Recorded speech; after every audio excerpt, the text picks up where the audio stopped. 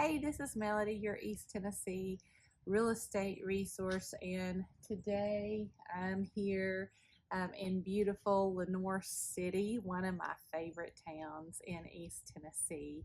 And what you're looking at behind me is Fort Loudon Lake. I've been out showing property today, and I had some folks here visiting from Indiana, and we're trying to find them some land where they can build on. And as we're going out and about, they had a few observations, and I thought, their observations would make a great video. So what do? I stop over on the side of the road and I make a video. So let me share their observations with you, because they might be helpful for you as you're searching for land or a home here in East Tennessee. Stay tuned.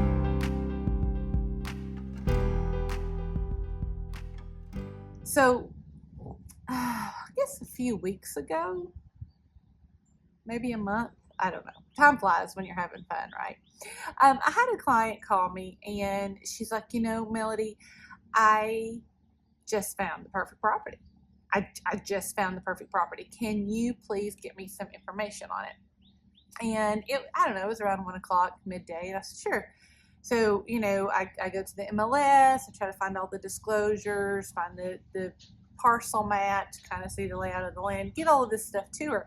And I noticed that at that time, the home already had some multiple offers on it. So I go back to her, I was like, look, here's everything I found, but there's multiple offers on it, and they're going to stop taking offers at 7 o'clock tonight.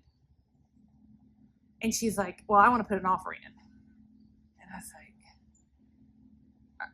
are you sure you want to do that? Because I don't feel comfortable with that. I said, I can't get there.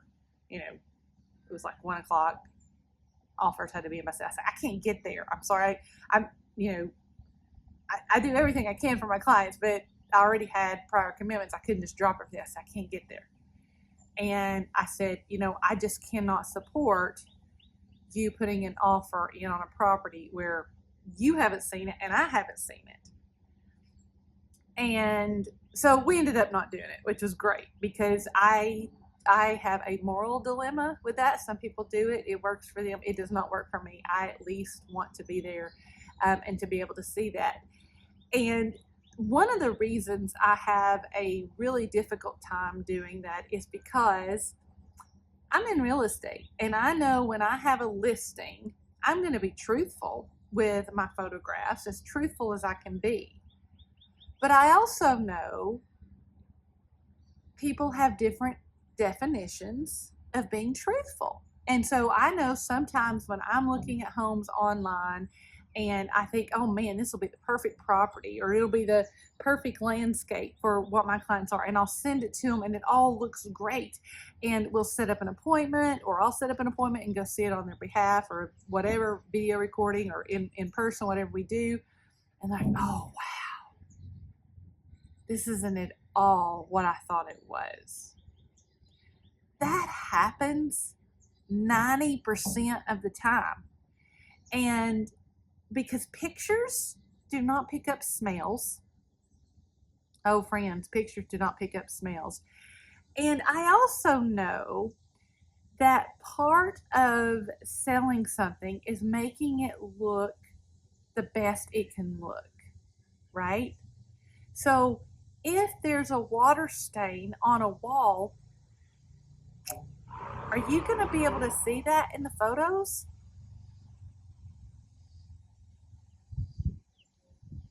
Probably not, because they're probably not going to photograph that wall that might have a water stain.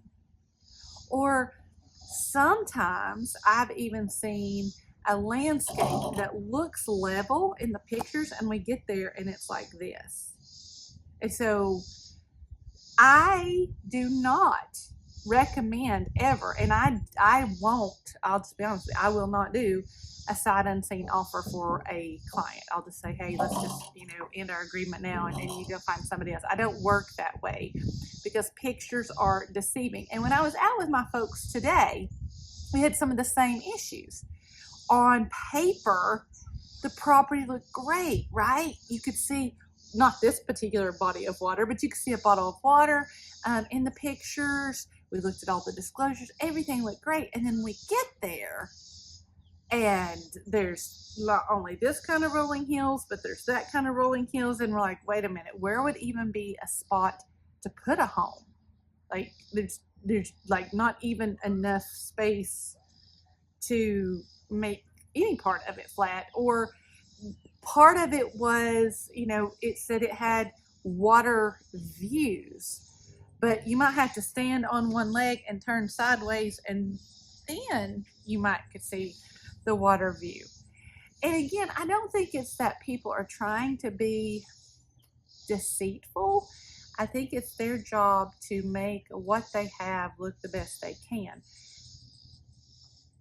So what looks good online, what looks good on paper is not what is always going to be. So that's why I always recommend, if you can come visit, let's go look at it together. If you can't, let's at least do a video tour so we can see it, so we can see those smells, so we can see those landscapes, so we can see those water stains, so we can see the neighborhood, the street.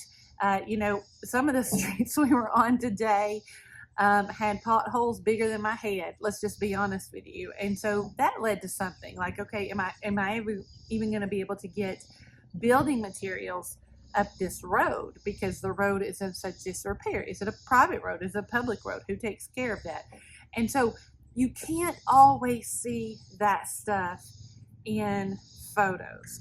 That's why it is so important to have a relationship with your real estate agent, someone who's going to think about these things, so that when you're going to visit properties or you're going to visit houses, you know, they might suggest something that you hadn't really thought about. Or maybe if you're coming from another state, it might be one way in your state and something completely different in Tennessee. I even had a sweet lady reach out to me earlier this week, actually. And she has inherited a property, and she's thinking about putting it on the market. And she was asking me some questions, and she was like, okay, so I've got a survey, but I need to take it to the title company. And I was like, okay, why exactly do you need to do that? And she said, well, the state I'm from, the title company has to approve the survey first. I talked to some more folks from a different state who said all properties have to be surveyed before they're sold. That's not here, friends. A lot of times there won't be a survey done. I would say probably 90% of the time there's not going to be a survey for a property, especially if it's rural. If it's in a neighborhood, I can usually find one, but if it's rural, there's not going to be a survey. Surveys are not required here by anybody. I always recommend them before you put up any kind of fence or do anything to the backyard. You want to know where your property markers are, but they are not required here. And so it's funny, when we go out looking for actual property, I'll have folks say, do you know where the property lines are? And I'm like, no, this survey is from 1970, or this one's, we saw one, I think the other day from like 1952. So the property markers are there. They're probably just buried all to get out. So, you know, you can still use those surveys and maybe get somebody out to find the property markers. But still, we don't know the true boundary lines until we have that. So it's literally a guess. So anyway, I thought this would be a great video to show you, first of all, that pictures are deceiving. I would say a little bit more in real estate than other things. You know, I've seen this meme, you know, in social media, and it's got this cute little family, and there's a gentleman there, and he has a broken tooth, and right, you can't, you're so focused on his broken tooth that you don't even realize he's missing an eyebrow. And of course, it's a funny meme. It's not meant to be disrespectful or anything, but it makes a lot of sense that in real estate, a lot of times we see what we want to see in photographs instead of what is truly there. And so please keep that in mind as you're searching for property, as you're searching for homes. And please, as I said, like this video, share it with others, comment, tell me your thoughts about it, share some of your stories if you would like. And if you are interested in buying or selling here in East Tennessee, I would love to be your partner with that. Please reach out. You see all my contact information below. Until next time.